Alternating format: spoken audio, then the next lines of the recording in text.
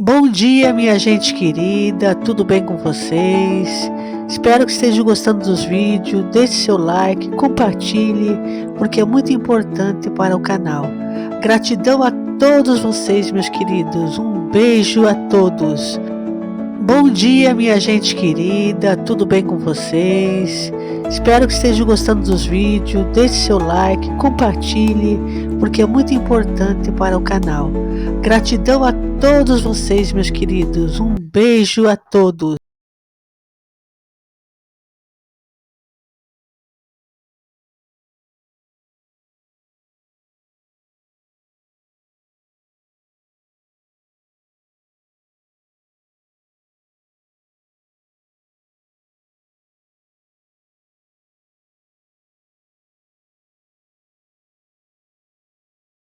Para descer o pau no Bolsonaro em assuntos que possam remeter ao nome dele, para fazer com que a população fique batendo que o cara é homofóbico, que o cara é nazista, que o cara é comunista, o cara não é nada disso. E muita gente aqui dentro está sendo já perseguido porque votou nele. E a coisa está ficando feia. O Chico Pinheiro, por exemplo, disse lá atrás que ele era uma ideia e não aconteceu nada com o cara.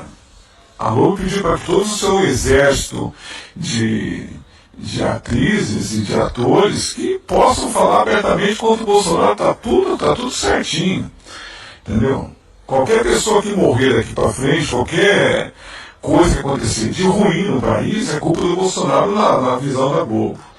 Entendeu? Inclusive, principalmente na Globo News, entendeu? E também até nos canais de esportes. Então, tá ficando um negócio até indigesto de ficar aqui dentro, porque tá ficando um negócio nojento de se ver.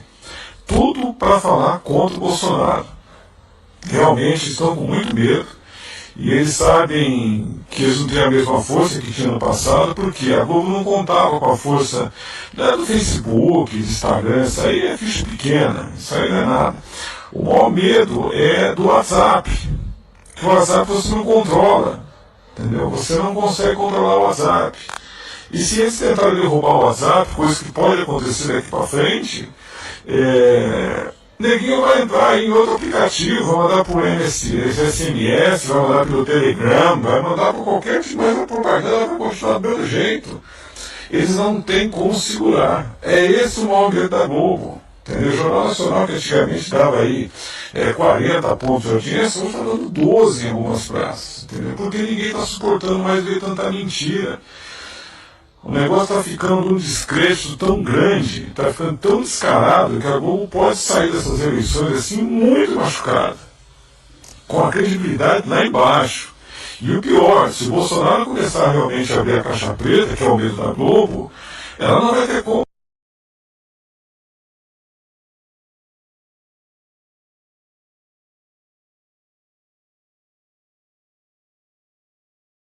Ontem nós temos um vídeo sobre as mordomias do Tribunal Superior do Trabalho.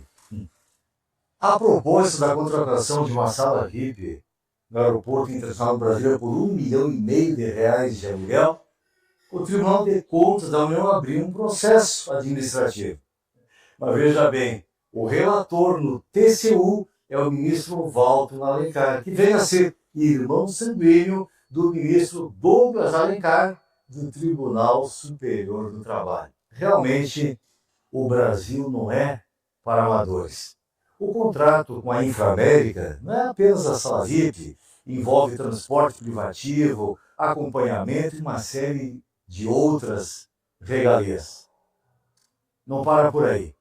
Em um único mês, os 27 ministros do TST receberam de verbas extraordinárias, além do salário, R$ 161.500 cada um. Isso mesmo, R$ 161.000 fora o salário.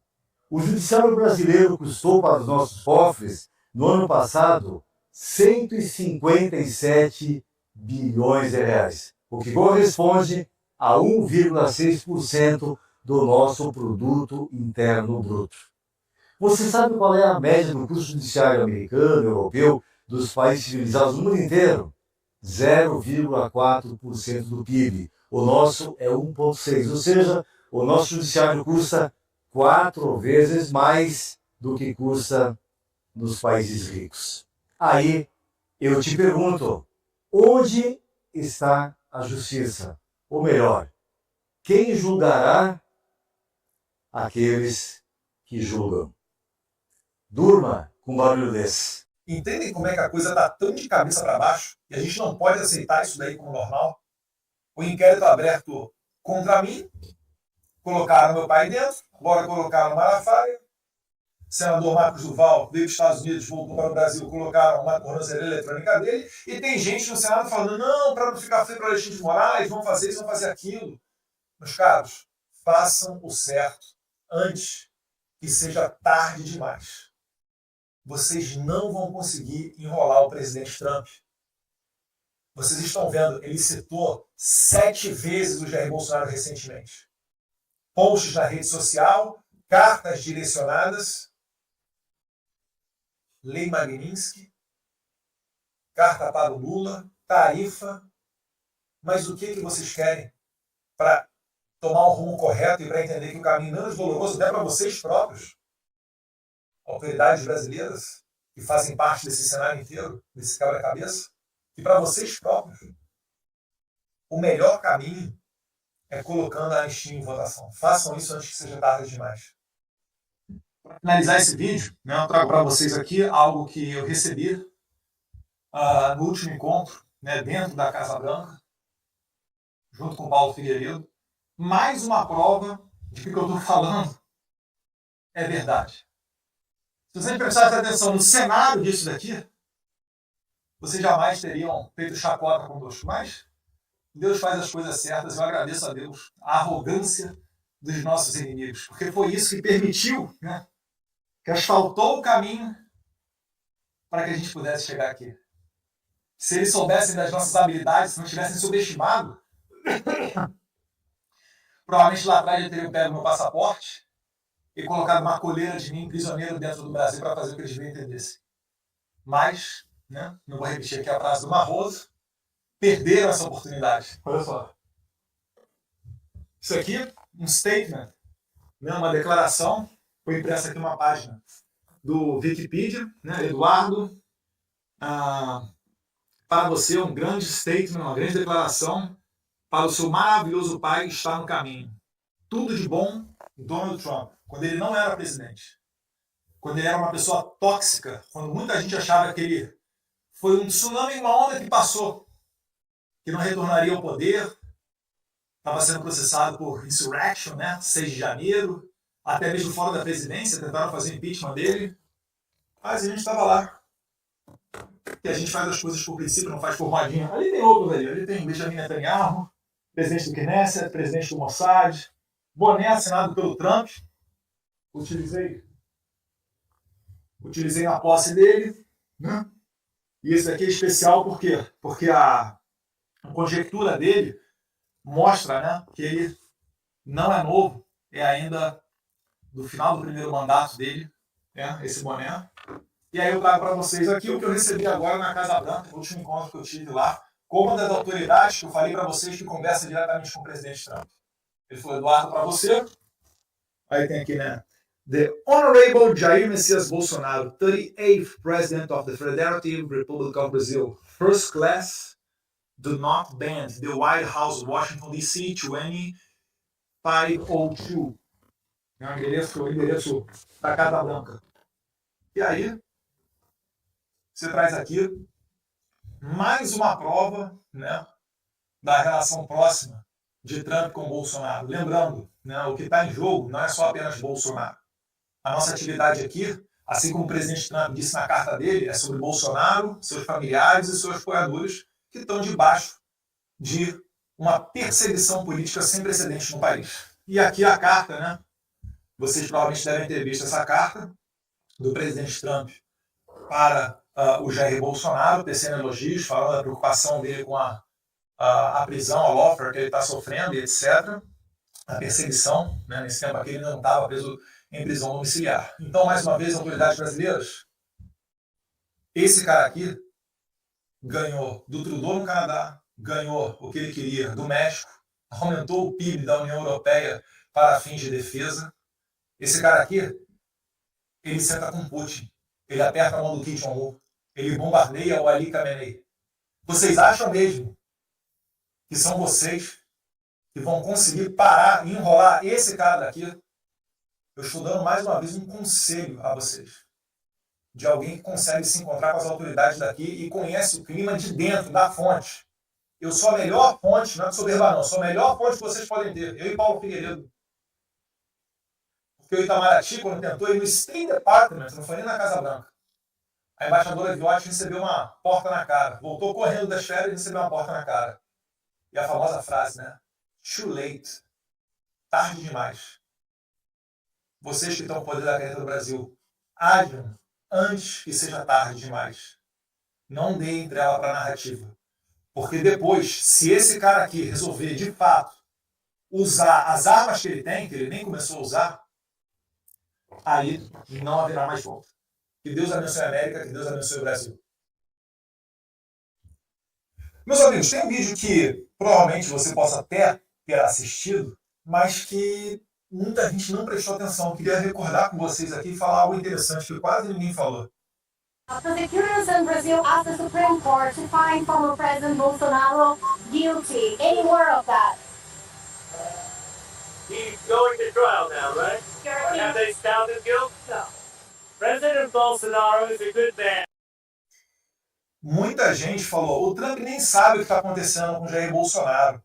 Ele está perguntando em que ponto que está o processo. Meus caros, o Trump ele tem 1 zilhão de coisas para fazer. É óbvio que ele não tem a capacidade de ficar a todo momento abrindo, né, a sua rede social ou jornais para ficar se informando, vendo passo a passo o que está acontecendo no processo de Jair Bolsonaro. No entanto, ele tem assessores, pessoas que sim o brifam, que falam para ele o que está acontecendo.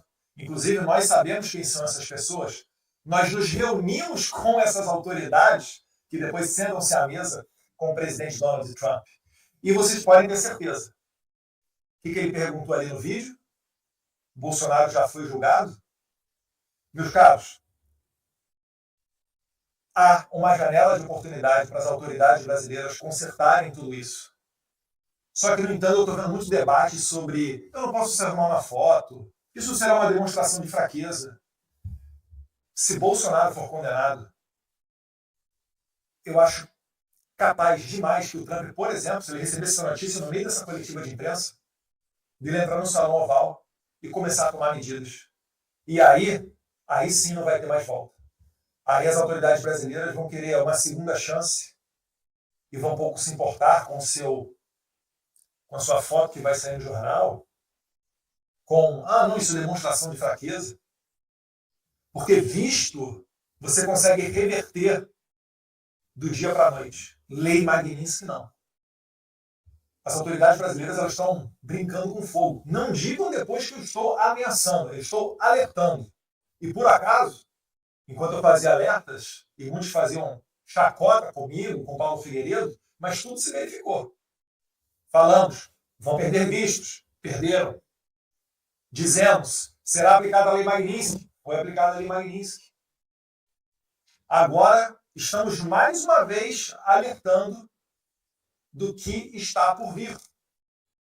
Não por querer, né, o melhor para certas autoridades brasileiras, mas para evitar o prolongamento do sacrifício, para evitar que as pessoas fiquem mais tempo presas injustamente, pessoas que não deveriam nunca sequer ter sido colocadas embaixo de investigação. E olha só, né? Traficantes são postos em liberdade, outros criminosos violentos também, todo dia tem notícia disso. Mas o pastor Silas Malafaia foi incluso agora no inquérito policial. Veja só, agora chamar as pessoas para ir para as ruas, se manifestar pacificamente, virou crime no Brasil. Entendem como é que a coisa está tão de cabeça para baixo? E a gente não pode aceitar isso daí como normal? O inquérito aberto contra mim, colocaram meu pai dentro, agora colocaram Malafaia. O senador Marcos Duval veio dos Estados Unidos, voltou para o Brasil, colocaram uma tornozeleira eletrônica dele, e tem gente no Senado falando, não, para não ficar feio para o Alexandre de Moraes, vão fazer isso, vão fazer aquilo. Meus caros, façam o certo antes que seja tarde demais. Landau afirmou que o crime de Jair Bolsonaro teria sido o de criticar o ministro Moraes, que é funcionário público e está sujeito a críticas. Landau afirmou que o ministro arrasta o Brasil para uma ditadura judicial.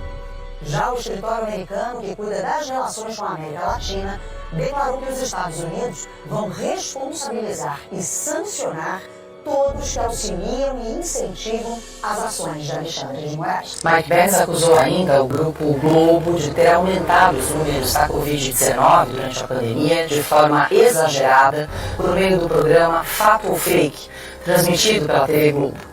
A estratégia teria sido usada para atingir a imagem de Jair Bolsonaro e também enfraquecer a sua popularidade. Já sabe, já recebeu presente, vai ser surpresa. Muito especial, viu? Agora, o melhor presente que eu comprei para o Super Pai é esse aqui, ó. Para o presidente Lula. Que isso, meu amigo? É isso aí, tá todo mundo liberado, cada um com a sua opinião. Obrigado, viu? Feliz Dia dos Pais para você. Vamos começar agora com o Fernando, que é o gerente. Fernando, chega aqui. Queridos, o vídeo de hoje é muito revoltante. De ver irmãos em Cristo patriotas idosas sendo torturadas na cadeia. Pessoas que não teve crime nenhum. Pessoas que estavam defendendo Deus, Pátria, Família e Liberdade. E essa Globo lixo amado que manipulou, queridos, a pandemia. Enganando, manipulando. E esse governo que se diz no amor, deixando isso acontecer. É revoltante o vídeo de hoje. Eu preciso que você compartilhe o máximo de pessoas. Meus amados, o Brasil precisa acordar.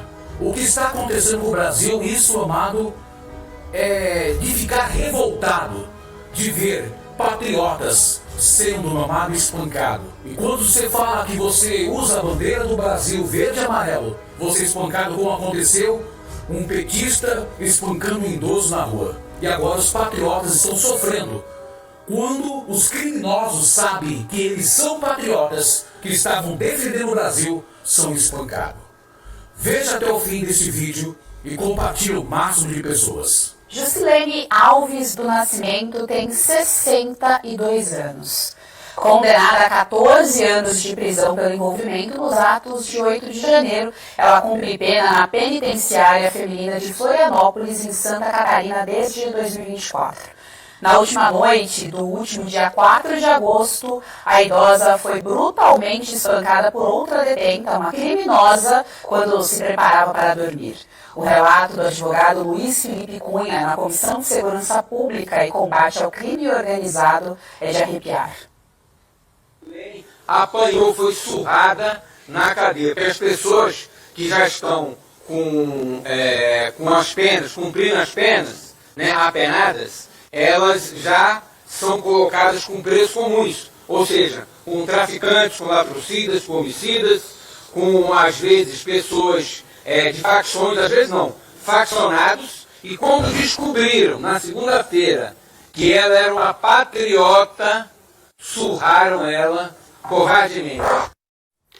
Marina Helena, essa notícia ela tem várias e várias camadas. Primeiro que a imagem é forte, a gente viu ali o tamanho do hematoma numa senhora de 62 anos. Está aí na tela para vocês, olha o tamanho do hematoma no rosto de uma senhora de 62 anos.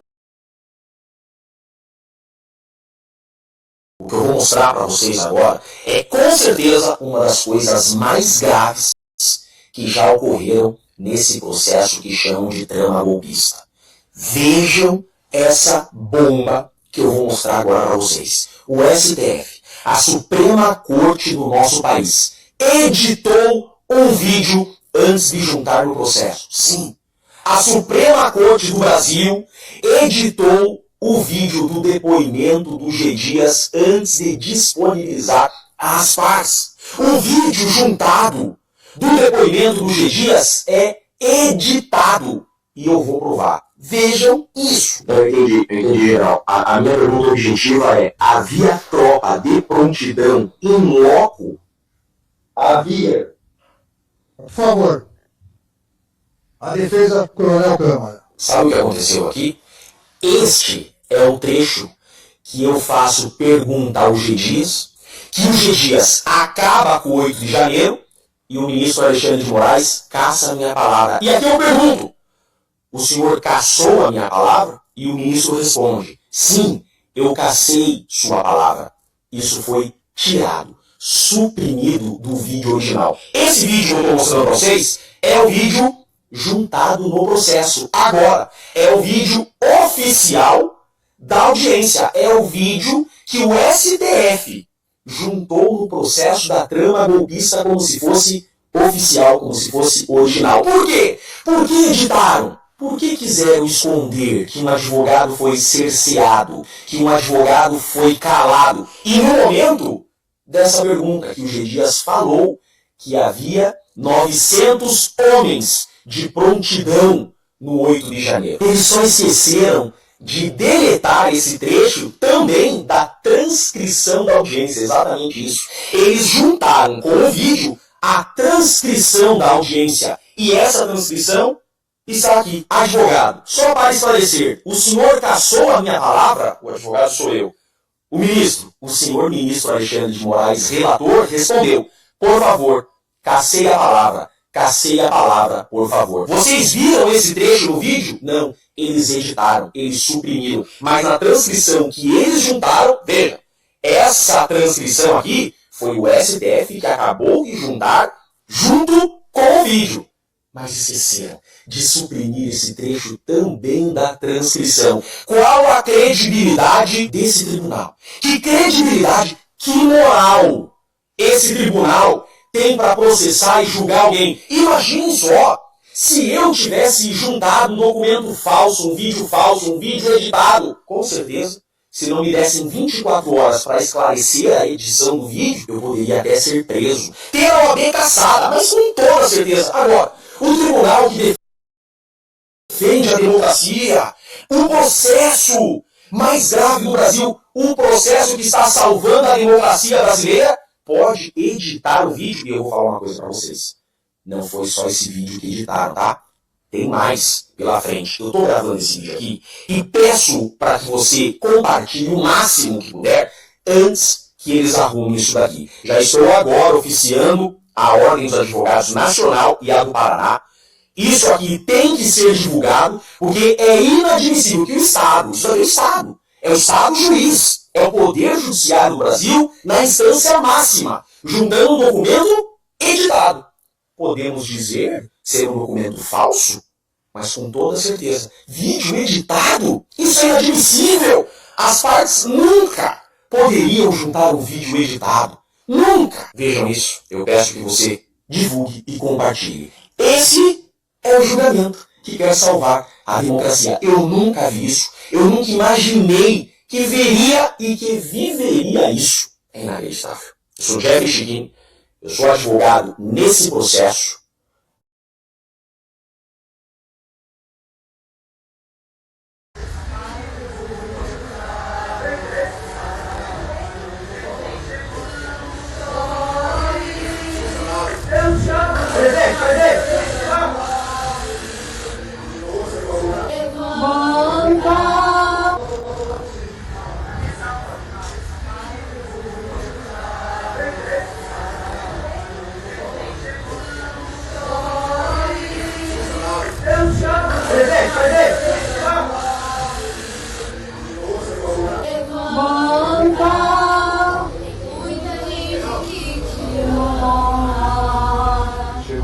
Deus mandou te dizer que vai acontecer. Deus mandou lhe falar.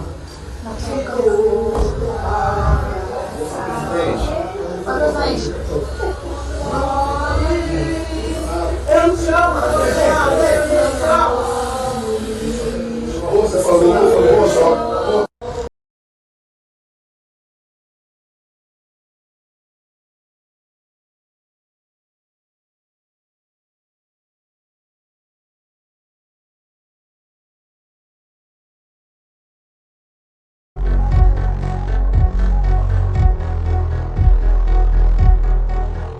sou Lucas Marquezine, repórter sucursal de Brasília da Folha de São Paulo, e a Folha publicou uma reportagem mostrando que o presidente da Câmara dos Deputados, Hugo Mota, contrata como secretário parlamentar em seu gabinete o caseiro dele em uma fazenda no interior da Paraíba, em uma cidade chamada Serraria. O nome desse caseiro, que é contratado com dinheiro público pela Câmara dos Deputados, é Ari Gustavo Xavier, e ele está no gabinete do presidente Hugo Mota desde 2019. O presidente Hugo Mota comprou a fazenda em 2023, colocou ele lá como caseiro desde então. Para apurar essa história, a gente viajou até Serraria, conversou com funcionários da fazenda, ex-funcionários, vizinhos, pessoas da cidade, e todas confirmaram essa informação. Essa revelação da Folha se soma a uma outra que a gente já fez, mostrando que no mesmo gabinete o presidente da Câmara dos Deputados empregava 3 funcionários fantasmas. Depois que a gente revelou esse caso, 2 das pessoas foram exoneradas e uma continua. Acompanhe a cobertura completa no site da Folha. Agora, Paulo, veja bem, o Moraes, acho que ele já não está pensando muito bem, né, com os poucos neurônios da cabeça, porque depois de tudo que aconteceu com ele, com a Lei Magnitsky, depois de todas as sanções, né, do pacote Brasil hoje dentro da Casa Branca, o pacote Brasil que a gente vem discutindo, né, tarifas, sanções à vista, Lei Magnitsky, depois de tudo isso, depois do Wall Street Journal mostrar exatamente quando começou o golpe da Suprema Corte, esse é o título do Wall Street Journal. New York Times mostrando, Departamento de Estado, o Moraes ordena inquérito contra o pastor Silas Malafaia e acaba exatamente carimbando, botando a digital ali em tudo que estão falando, mostrando, provando, testemunhando contra Alexandre de Moraes. Então, Paula, a sensação que eu tenho é que o Moraes, hoje, em algum momento ele deve pensar assim: eu já pulei do precipício, como Augusto muito bem escreveu no artigo dele, toga na asa delta, cai lá embaixo, agora eu vou puxar todo mundo. Porque o discurso dele não é que ele erra.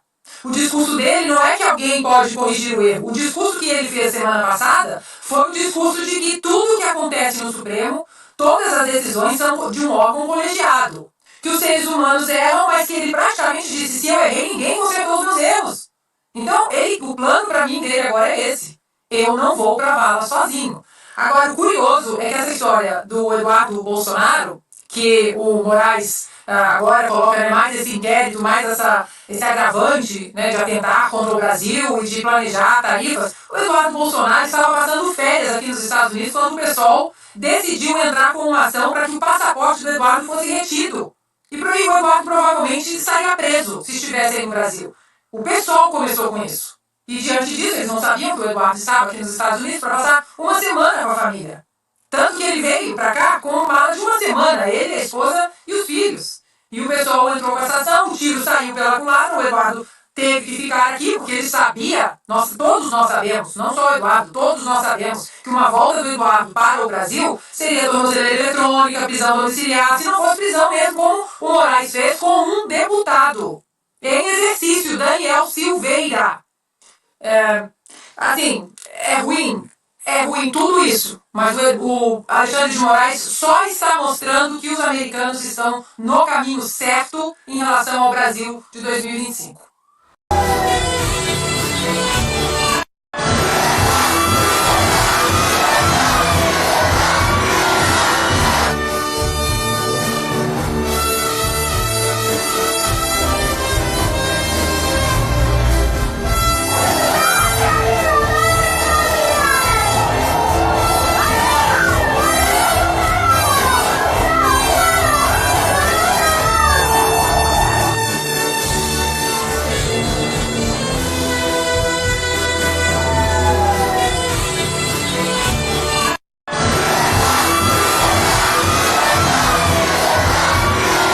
Você já pensou como fazer